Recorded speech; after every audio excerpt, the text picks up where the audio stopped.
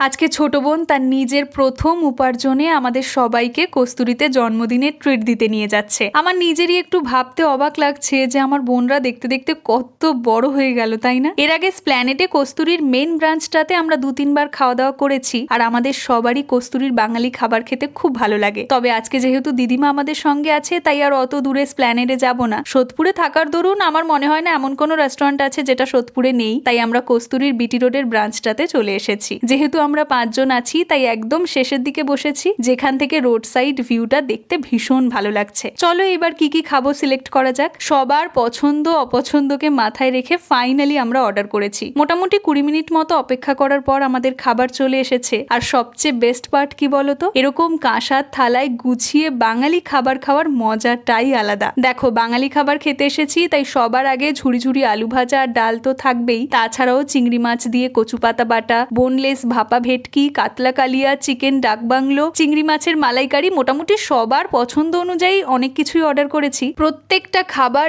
এক কথায় অপূর্ব, আলাদা করে কিছুই বলার নেই। তবে এই চিংড়ি মাছ দিয়ে কচু পাতা বাটাটা আমাদের সবচেয়ে বেশি ভালো লেগেছে। জানো তো, আমি প্রথমে এঁচোড় চিংড়ি অর্ডার করছিলাম, কিন্তু ওনারাই আমাদেরকে এই চিংড়ি মাছ দিয়ে কচু পাতা বাটাটা একবার ট্রাই করতে বললেন, কারণ এটা নাকি ওনাদের সিগনেচার আইটেম। আমরা সবাই মিলে খাওয়া দাওয়া কমপ্লিট করে বেরোতে বেরোতে প্রায় বিকেল 4টে বেজে গেছে। নিজের পরিবারের সঙ্গে একটা খুব সুন্দর সময় কাটালাম। চলো এবার আমরা বাড়ি ফিরি। দেখা হচ্ছে তোমাদের সঙ্গে পরের ভ্লগে। বাই।